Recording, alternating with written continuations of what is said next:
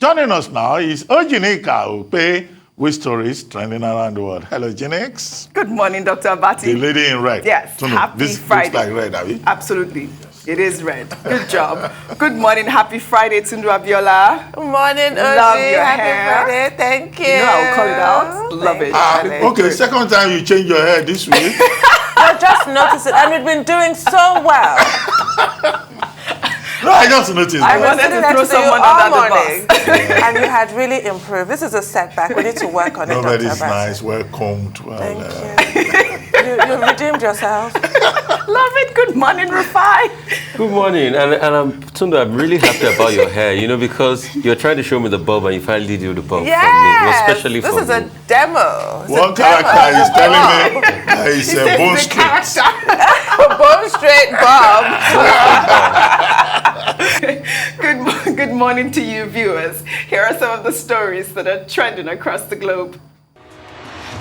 In the United Kingdom, the embattled Duke of York, Prince Andrew, on Thursday, was stripped of his military and royal titles a day after a New York judge allowed the sexual assault lawsuit against the disgraced royal to move forward.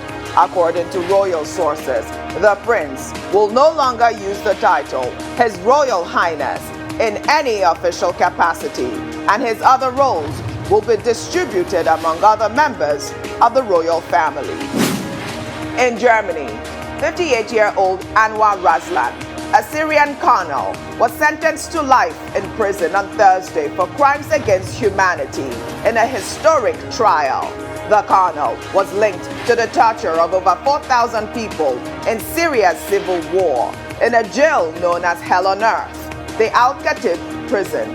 Razlan was charged with 58 murders, as well as rape and sexual assault, crimes he committed between 2011 and 2012. The trial is the world's first criminal case in connection to the state-led torture in Syria. In the United States, an image by a Nigerian medical illustrator, Chidebere Ibe, of a black fetus in the womb that went viral last December is set to be published in the second edition of a handbook designed to show how a range of conditions appear on dark skin. The image, along with other illustrations by the 25-year-old medical student, who is an advocate for diversity in medical illustrations, will be part of a clinical handbook titled Mind the Gap. Under sports, 27-year-old Genk striker Paul Onwachu on Wednesday, January 12th, became the first Nigerian player to win the Belgian Golden Shoe. The award recognizes the Super Eagles star's performances for the 2020-21 season, when he finished as the first division top scorer with 33 goals in 38 matches. And Australia has revoked tennis superstar Novak Djokovic's visa for a second time over his rights to remain in the country unvaccinated. The decision by the country's immigration minister means Djokovic now faces being deported. The 34-year-old Serbian was scheduled to play in the Australian Open, which begins on Monday, January 17th. Finally, under entertainment, Grammy Award-winning rapper Kanye West on Thursday was named a suspect in a battery investigation following an altercation with a fan wanting an autograph from the star. The rapper, who now legally goes by the name Ye, is said to have gotten into an argument with the fan outside a members-only club. In the heated exchange that ensued, Kanye punched the fan, knocking him to the ground. The rapper has been embroiled in a divorce saga with his estranged wife, entrepreneur, and reality TV star, Kim Kardashian. Well, let's begin what's trending. Nobel laureate Professor Wole Soyinka has spoken up about his alleged support of certain candidates in the race for the 2023 presidency. Last November, a Facebook user, Michael Olubenga Peter, posted a comment purportedly made by Professor Soyinka that he will be involved in politics to campaign for Asiwaju Bola Ahmed Tinubu's 2023 presidential bid because of their National Democratic Coalition background. Well, in a statement, titled The Season of Fakery Galore, which is now circulating on social media. Wole Soyinka debunked the post as fake news. In a clear observation, he called out the signature at the end of the post, stating, "The signature of this latest moron is familiar. He or she does not even know the difference between laureate and laurel. This is an ancient forgery being recycled for the umpteenth time.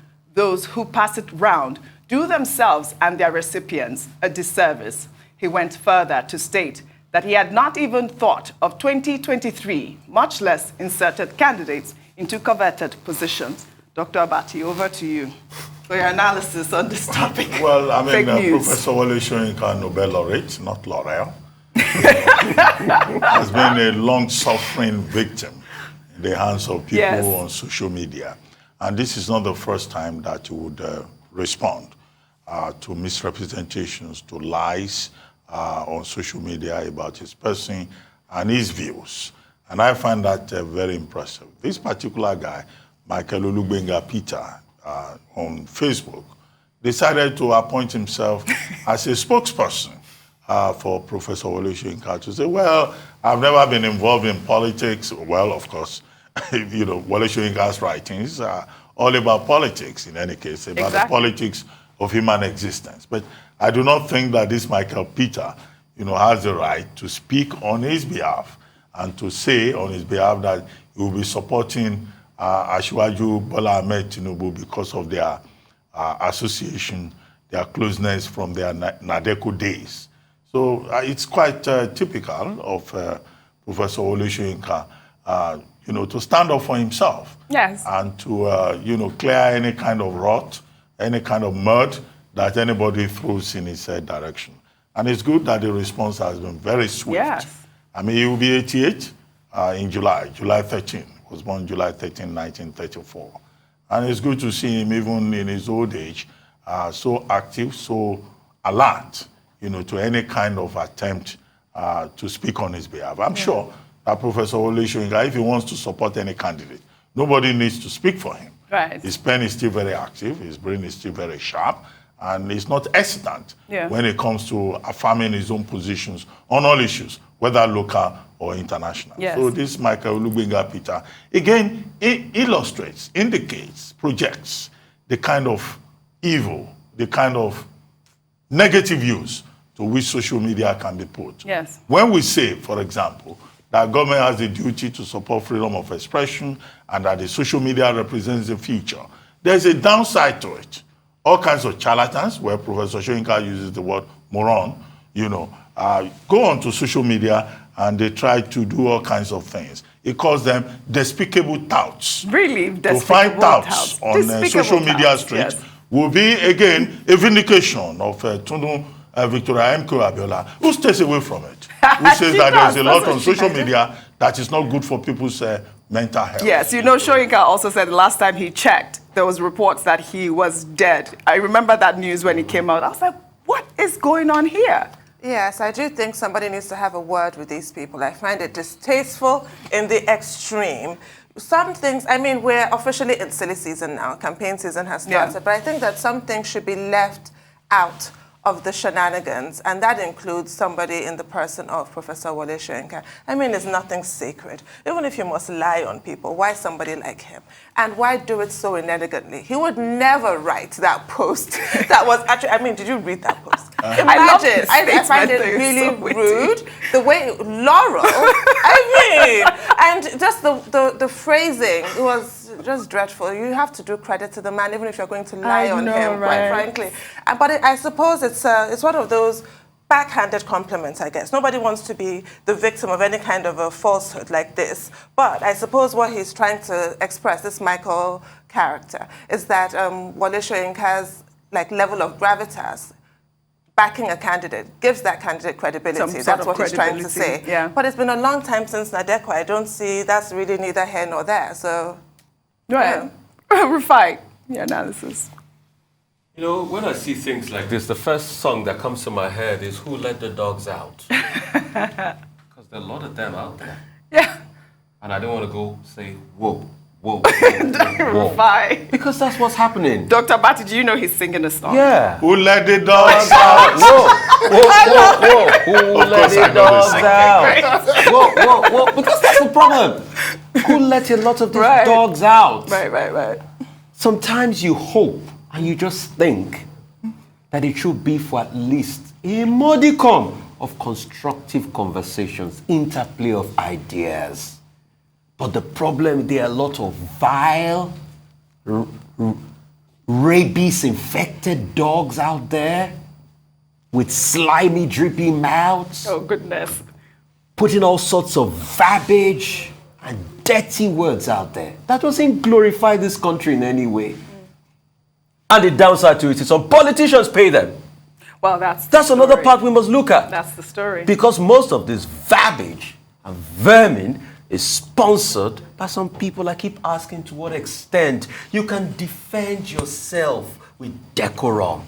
You can do it well. You can have good interplay of exciting ideas to move our nation forward. Except that it's political season, and in Nigeria, when it's time for politics, it's also time for war. Right. People will use all kinds of tactics, both civil and uncivil, to promote their agenda. But if you are affected, well, you have the right to speak up. Yes. And after all, it was Professor Soyinka himself who said the man dies in all who keeps silent in the face of tyranny. Very nice. And he has been consistent in refusing to keep quiet when either social media vermin, or what did you call them, touts, he calls them touts, morons, try to oppress him. Right. With their 140-word intellectualism. I think that's the limit, right? 140 words. I think they've even and they call themselves. I wouldn't know. Yeah, they increased it to 250. But most people are restricted to 140, and they parade themselves as intellectuals. Well, but all right. they are despicable touts. Well, Wole Soyinka tells us. I'm glad he's debunked the story. We shall take another story. On Thursday, the Economic and Financial Crimes Commission announced that its operatives arrested a man named Bolarinwa Oluwasegun for his alleged involvement in a 270 million naira fraud. Oluwasegun was said to have presented himself as a general in the Nigerian Army and forged the signature of President Muhammadu Buhari in a letter he claimed was his proof of appointment. According to the EFCC, Oluwasegun made the false representation to defraud Kodef Clearing Resources under the pretext of securing a grant. He claimed that the president had shortlisted him to be appointed as the chief of army staff and that he needed the grant to press and process the appointment. Oluwasegun was arrested at his home in Lagos. Upon his arrest, 6 pump-action rifles, 3 cartridge bullets, and several forged documents were reportedly recovered from him. Wow, when I read the story, I was like, if this is actually true, I mean, when the investigation is final, it's probably worse than Hush Puppy. I mean, the effrontery, like, how dare you go in? And did you see him in those military uniforms? He was already set to go, and he could have done worse. Secured guns found in his home. Tundu Abiola, what's happening here? Yes, apart from the legal weapons possession, we all know what happens, and it's really unfortunate that it does. If you're walking down the streets in Lagos in like even cargo trousers that have like military camouflage, they will pounce on you. It is a felony in this country to wear the uniform if you're not a member of the armed forces, and obviously it's a felony to commit forgery. So it appears that he's going to be a guest of the federal government in one of the correctional facilities, this man. And he has to be made an example of. This happens every so often. You do hear stories of people forging people's signatures, high-profile people. You hear of people impersonating officers, and each time it ends very badly. They go to jail. But I have never heard this one. Well, this story is 270 million naira. Yes, this story is related to the first one about somebody misrepresenting Professor Wole Soyinka. Yes. And the connection is identity theft. Yes. Yeah. So in this particular case, I think the caveat emptor, the eternal caveat emptor, is buyer beware. Well, the story did not talk about the time. At what point did he present himself as a potential chief of army staff? Was it before the appointment of the present chief of army staff or after? But whatever may have been the case, the cleaning services company that bought his story should just have double-checked. Right. Because there are a lot of people out there who are misrepresenting other people. It's just for you to be careful with the proliferation of fakery in Nigeria, whether it relates to the uniform or it relates to even amorous issues. I hear that there are some men out there who also fake their identities. They call them in Yoruba Faworaja. And many girls fall victim in this regard. Tunu, you are laughing. It means you know that there's something like that going on out there. These are emotional armed robbers, bedroom crooks. Okay, so generally, whatever the situation is, whether with relation to uniform persons or even to pastors, some pastors who are motivational speakers, misrepresenting the doctrine, people fall victim. And that is why we keep saying, in whatever situation you find yourself, the caveat emptor is buyer beware. Buyer beware. People imitate, they misrepresent the police, they imitate all kinds of persons. We have also seen people who misrepresent television anchors, who express opinions on our behalf. Okay, so people should just beware that we are in the age of desperation, and there's no limit to this despicable touts that Wole Soyinka talks about, whether it's in terms of abuse of uniform or misrepresentation or whatever. So two things. It falls on the cleaning company. You know what they say? If it looks too good to be true, then it is. Correct. I'll blame more of the cleaning company, and I'm happy he's been found that he'll do his time. But there's also something called background check. There are companies in Nigeria that does background check now. You can just employ them. If anybody tells you something, do background check. Also, coming to the case of social media and identity theft, let's be careful. And I want to raise this note of alarm. This is really important. In 2023 elections, by my analysis, there's going to be use of a lot of deep fakes, where they get to superimpose your face and say you're saying something that you're not saying. So let's be careful. I think if possible, go out there and learn how to spot a deep fake. There are a couple of signs. There are some that are so good that you wouldn't get a chance to spot them. But 2023 elections in Nigeria, a lot of deep fakes will be used. So let's be careful. All right. Right now, we shall take our final story. Well, in the United Kingdom, following Prime Minister Boris Johnson's confession that he joined colleagues for drinks in the Downing Street garden on May 20th, 2020, for around 25 minutes to thank them for their hard work during the pandemic, a video of members of Labour, the Liberal Democrats, and the Scottish National Party calling on the Prime Minister to resign, claiming he broke COVID rules, has gone viral. Let's take a look. The Prime Minister didn't spot that he was at a social event. That's the excuse, isn't it? Come off it. I mean, how stupid does the Prime Minister think the British people are? The worst of it is, he's already managed to completely destroy Allegra Stratton's career. He's tarnished the reputation of Lord Geit. And now he's making fools of every single MP who cheered him earlier. Every single one who goes out on the radio and television to defend this shower of shenanigans. After months of deceit and deception, the pathetic spectacle of a man who's run out of road. His defence that he didn't realise he was at a party. It is so ridiculous that it's actually offensive to the British public. Mr. Speaker, when the Prime Minister's former Health Secretary broke the rules, he resigned. And the Prime Minister said he was right to do so. When the Prime Minister's spokesperson laughed about the rules being broken, she resigned. And the Prime Minister accepted that resignation. Why does the Prime Minister still think that the rules don't apply to him? Well, I guess you don't really know what happens at these social gatherings. To his defense, he did say that he thought it was going to be a socially distanced party. But like a lot of people are saying, he should resign. But before we take your comments, let's play our final video of the Prime Minister dancing.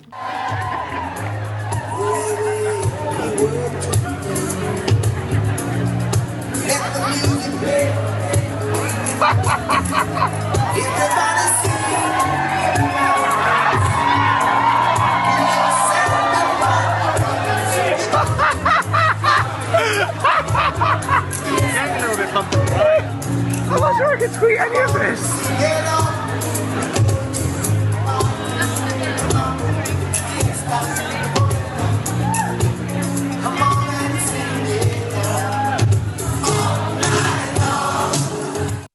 By the way, this is my favorite Lionel Richie music. I'm sorry, but to drop Yola over to you really quickly. Well, it's the lightsaber for me. Oh God, I forgot Darth Vader, Star Wars fan, and the laughter. That's not a Sith lightsaber. That's a Jedi's one. Okay. The Sith one is red. Anyway, about Boris Johnson. The calls for him to resign, I'm afraid, are in order. Yes. Because this poor woman, Sue Gray, that's charged with the investigation, the civil servant, every time I imagine that she's trying to wrap up, another story comes out. Recently, there's been another story, yet another Downing Street party, leaving do for one of the staff there, the day before Prince Philip was buried, and we saw the Queen of England having to mourn by herself, and they were having these parties, and him trying to really stretch credulity by saying that he thought it was a work do. No, when they brought their own bottle, and it was clearly quite festive. It was a party. And now this video has resurfaced. This is a very old video. Yeah, this is not a party. It's an old video. Just to see how much enjoyment. Yes, it's resurfaced to show that he's like a party boy. Yes. He has taken such a hit. And he's a Tory, unfortunately for him. Right. The Tories, once they smell blood in the water, they're like sharks. That's it. He should ask Margaret Thatcher and Theresa May. They're not like Labour that will stand by their leader and sink in the polls. Yes. They're going to get rid of him. That was the first thing I said. Was he must have thought it was a really boring party for him to think that he was going to a party, Dr. Party. Okay, yeah. Is the party over for Boris Johnson? Looks like perhaps. Yeah. With MPs, Conservative MPs, the head of the Scottish, party in the House of Commons, Douglas Ross, with Knowles and WAG, top members of the Conservative Party saying he has to go. Now, that's very damaging because these are members of his own party who are trying to protect their own seats in the next election. Yes. Because they see that what has happened is catastrophic. Now, would Boris Johnson survive it? A lot would depend on whether there are new revelations by the time Sue Gray submits her report next week. If there are more damaging revelations, then he will be in serious trouble. And I think that this is the most pathetic thing that has happened to the office of the Prime Minister of the UK since 1945, when Anthony Eden, was forced out of office after 2 years. And also is comparable to the experience of Lloyd George, David Lloyd George, who won, who led Britain to victory in the First World War. And everybody said, oh, you could be Prime Minister for life. But at the end of the day, within 3 years, his prime ministership ended over the Suez crisis and over acts of indiscretion. Anthony Eden was Suez crisis. Yeah. Anthony Eden was the Suez crisis. Okay. Yeah. But this is also comparable to Richard Nixon. Richard Nixon was supposed to be this man, that everybody looked up to. But Nixon collapsed. There was Nixon-gate, right? That's what it's called. Watergate. Yeah. Now what you have is Partygate. Partygate is as bad as Watergate, so, in my view. We have to go, but quickly. Boris Johnson loves Greco-Roman drama. Yes. I'm sure he's probably looking at Dominic Cummings and saying, "Et tu, Brutus?" And Dominic Cummings replies, "Boris, your Ides of March is here." Well, all right. Thank you guys so much. You guys have a great weekend. That's all I have for you on What's Trending today. I'll see you next week.